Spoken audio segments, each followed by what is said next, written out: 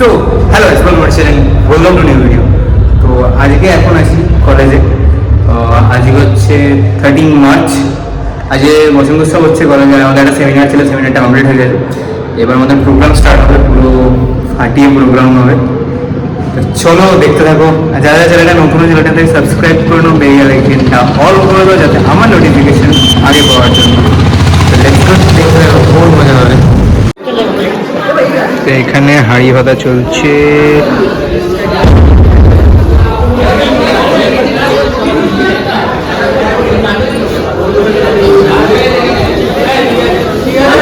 গান বাজনা তো শুরু হয়ে গেছে, প্রোগ্রাম এখনো শুরু হয়নি, প্রোগ্রাম শুরু হবে।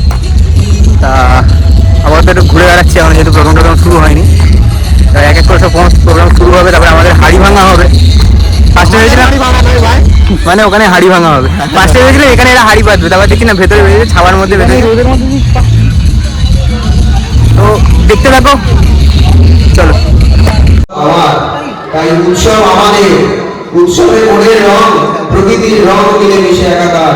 আজকের এই রং উৎসব আমাদের প্রত্যেকে এসব সবাই এই অনুষ্ঠানটিকে সাফল্যমণ্ডিত করে তোলে। তো আমার এই অনুষ্ঠানটি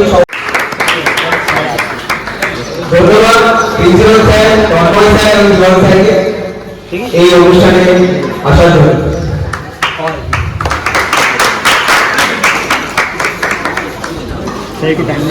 প্রথমে বলি দোলযাত্রা মূলত প্রথম আয়োজন হয়েছিল মানে শ্রীকৃষ্ণের, এটা একটা ধর্মীয় প্রথা। শ্রীকৃষ্ণ অফিসিয়ালি আর কি বৃন্দাবনে রাধারাকে প্রেম নিবেদন করেছিলেন, তাকে চিরস্মরণীয় করে রাখতেন দোল উৎসব পালন করা হচ্ছে। সেখান থেকে শুরু হয়, তারপরে উড়িষ্যা, পুরী, জগন্নাথ মন্দির, সেখান থেকে এসে বাংলায় পৌঁছে এইভাবে।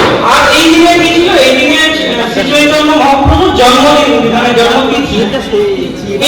এগুলো হচ্ছে ধর্মীয় সংস্কৃতি, সেই জন্য আমরা দোলকে ধর্মীয় প্রেক্ষাপটে দেখি, রঙের উৎসব হিসেবে। এবার হোলি অ্যাকচুয়ালি হোলিকা দহন, মানে এটা কিন্তু না দোলের সঙ্গে সম্পর্ক।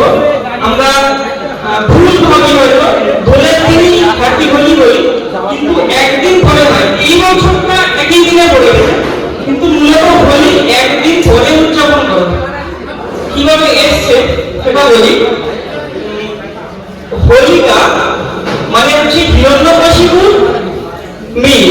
হিরণ্যকশিপুর দুই সন্তান, এক মেয়ে এক ছেলে। ভক্ত প্রহ্লাদ নারায়ণের সে খুব ভক্ত, তাকে পছন্দ করত না হিরণ্যকশিপু, তাকে মেরে ফেলার, নিজের সন্তানকে মেরে ফেলার বারবার চেষ্টা করত। তো হোলিকা বরপ্রাপ্ত ছিল, তো সেজন্য তাকে বলা হয় যে তুমি প্রহ্লাদকে নিয়ে অগ্নিকুণ্ডে থাকবে, তারপরে মারা হবে প্রহ্লাদকে।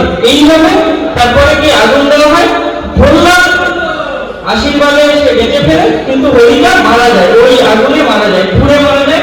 যেহেতু অশুভ শক্তি মারা গেছে, অশুভ শক্তি নষ্ট হয়েছে, বিনষ্ট হয়েছে, সেই জন্য করে হোলিকা দহনের পরে এই হোলি উদযাপন করা হয়। ওই জন্য যেদিন হোলি থাকে তার আগের দিন রাত্রে আমরা ওই একটা আগুন জ্বালিয়ে উৎসব পালন করি, পুজো করি, এবং ওখানে একটা সময় কালকে রাত্রে যেটা হয়েছে আমরা অনেকে পালন করেছি। এই হচ্ছে হোলির প্রেক্ষাপট। বসন্ত উৎসব সম্পূর্ণ আলাদা, এটা কোনো ধর্মীয় অনুষ্ঠান নয়, ধর্মীয় সংস্কৃতি নয়। সকল ধর্মের, মানে যে কোনো, ভারতবর্ষ তো ধর্ম নিরপেক্ষ রাষ্ট্র, যে কোনো ধর্মের মানুষ এইটা উদযাপন করতে পারে বা মেতে উঠতে পারে। কিভাবে সৃষ্টি হয়েছিল, শান্তিনিকেতনে তখন রবীন্দ্রনাথের ছোট ছেলে 1907 সালে 7 সাল নাগাদ সমীন্দ্রনাথ ঠাকুর, তিনি প্রথম ভেবেছিলেন যে এই ফাল্গুন মাসে একটা উৎসব, ফাল্গুনী অনুষ্ঠান করা যেতে পারে, যেটা রঙের উৎসব হবে।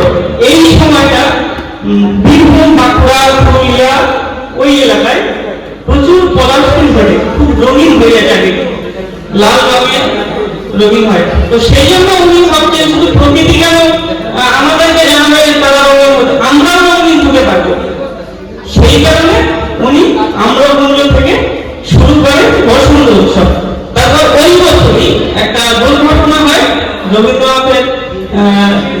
সমীন্দ্রনাথ ছেড়ে মারা যায়। তারপরে প্রায় 15 বছর বন্ধ ছিল, তারপর রবীন্দ্রনাথ আবার শুরু করেন বসন্ত উৎসব। সেই আন্দোলন, সেই স্বাধীনতা থেকে গান শুরু হয়ে বসন্ত উৎসব শুরু হয়। এখনো কিন্তু সমরে যে মর্যাদার সঙ্গে চলছে সেটা সারা পৃথিবীর কাছে একটা ঐতিহ্য।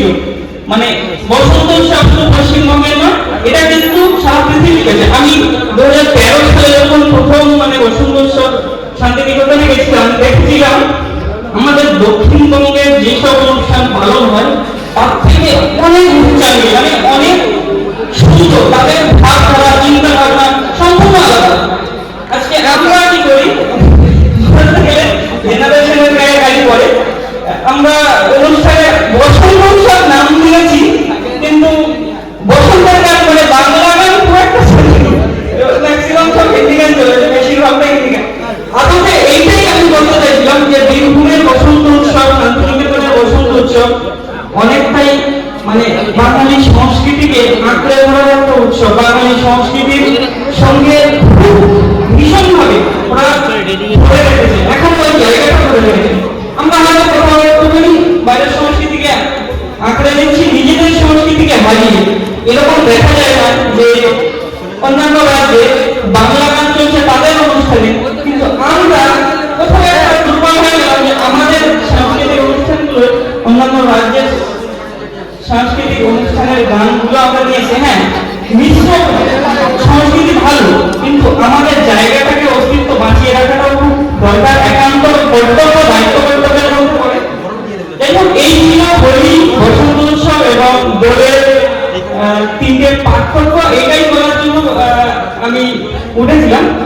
ঠিক আছে, সকলে ভালো থাকবে। সকলকে আবার অভিনন্দন, প্রণাম, শ্রদ্ধা জানিয়ে আমি অনুষ্ঠান বক্তৃতা শেষ করলাম।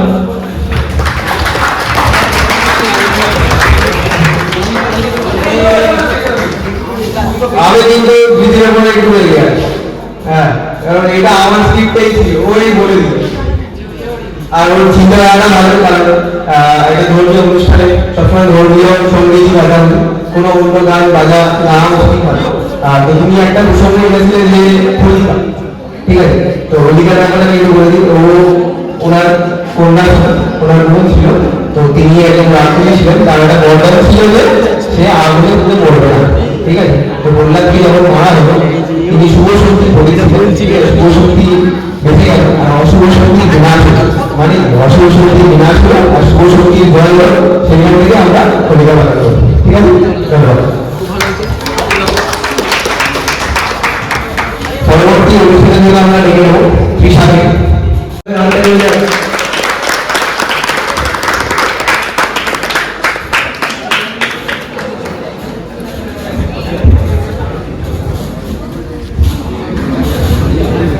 এখানে যে কিছু বলার নেই, সবাই আনন্দ করো, মজা করো, তার সাথে সাথে মজার সাথে সাথে যেন পড়াশোনা ঠিকঠাক থাকে, এটাই আমার বলা, ঠিক আছে।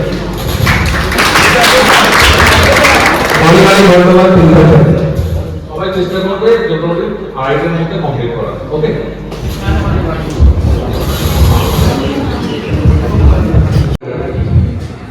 আমরা অনুরোধ করছি সবাই মিলে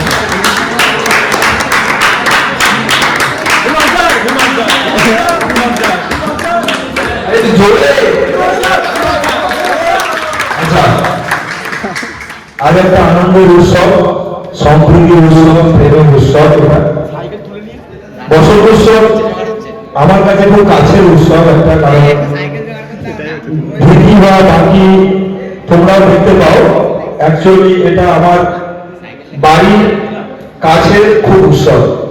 আমাদের ওখানে একটু অন্যভাবে হয়, সকাল থেকে ভোর থেকে শুরু হয়, কিছু রীতিনীতিও রীতিনীতির মাধ্যমে দিয়ে হয়। সকালে বাচ্চারা এটা উৎসব পালন করে, যেটাকে হিন্দিতে বলে যে ডান্ডিয়া।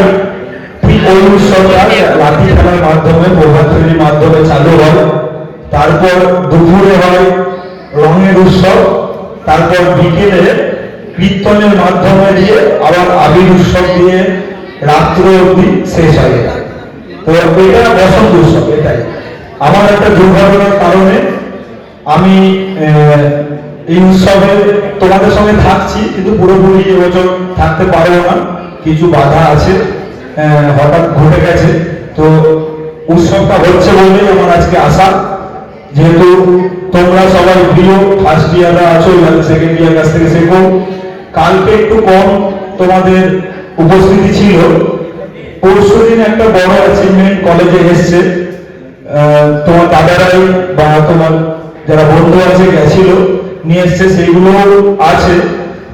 একটা জিনিস, কলেজের ফেসবুক পেজ আছে আর একটা ইউটিউব চ্যানেল আছে। তো সবাই কলেজের নাম দিয়ে সার্চ করে এইগুলোকে লাইক বা শেয়ার করে রাখবে। সেখানে এই যে কোনো উৎসবের ছবিগুলো দেওয়া হয়, সেখানে একটা জিনিস খুব মানে কষ্টে এত স্টুডেন্ট বেরিয়েছে, পুরনো কিছু স্টুডেন্টকে দেখতে পাই বা প্রেজেন্ট কিছু স্টুডেন্টকে দেখতে পাই, অনেক লাইক বা এগুলো অনেক কম। অর্থাৎ তোমরা হয়তো জানো না যে পেজ বা এগুলো আছে, সেগুলো তোমাদেরই ছবি থাকে। তো এইটা করবে। আর সেকেন্ড ইয়ার তোমরা জানি যে ভালো করে বলছো, তুলবে। এই আমি একবারই উঠবো, ঠিক আছে? আমি গান টান শুভম স্যার বাকিরা আছে করবে, ঠিক আছে? আমি অনেক খোঁজাখুঁজি করে দেখলাম যে কোনো কি কবিতা আমার লেখা নেই যেটা বসন্তের। তো অনেক খুঁজে দেখলাম একটা বসন্তের কবিতা লেখা আছে, সেটাই পাঠ করে তোমাদেরকে আনন্দ দেওয়ার চেষ্টা করবো।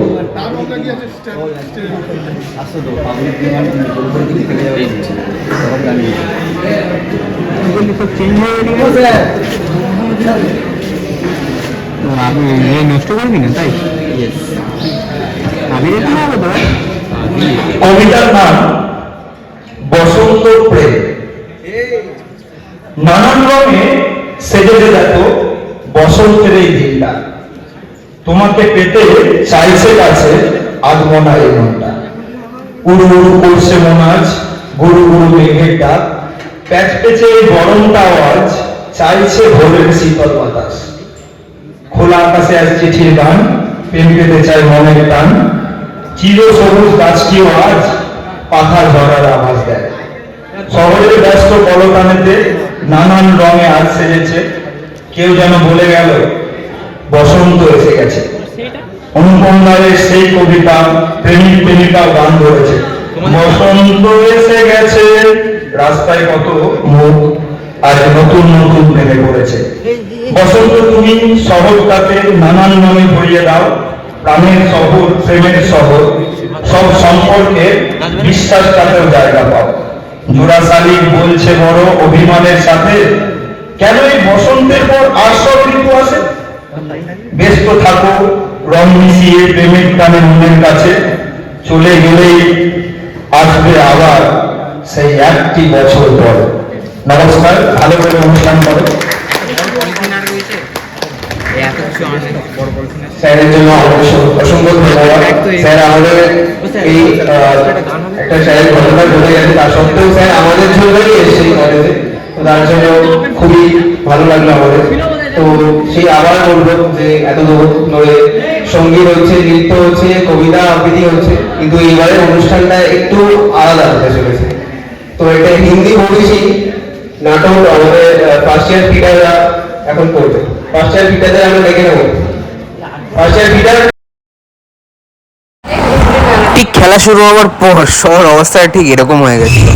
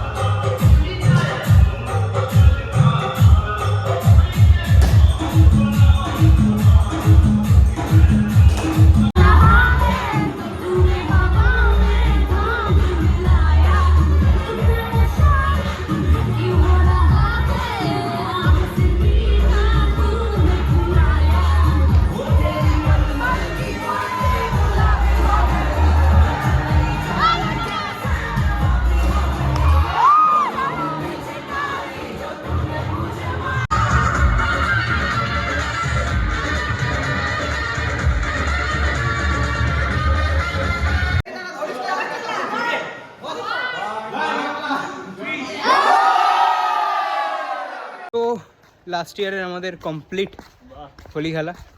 এখানে সবার অবস্থা এক একটা এক এক রকম, বহুত মজা করেছি। এবার বাড়ির দিকে যাই। আর চুলের অবস্থা তো খুবই খারাপ হয়ে গেছিলো, তাও এখন অতটাও রং নেই। তো আজকে এই যে চুলটা এতদিনে, তাই এটার স্টেপ। তো ভিডিওটা লাইক কমেন্ট শেয়ার করে দিও, চ্যানেলটাকে সাবস্ক্রাইব করে দিও। দেখা হচ্ছে নতুন কোনো ভিডিওতে। সবাইকে জানাই happy Holi and tata by.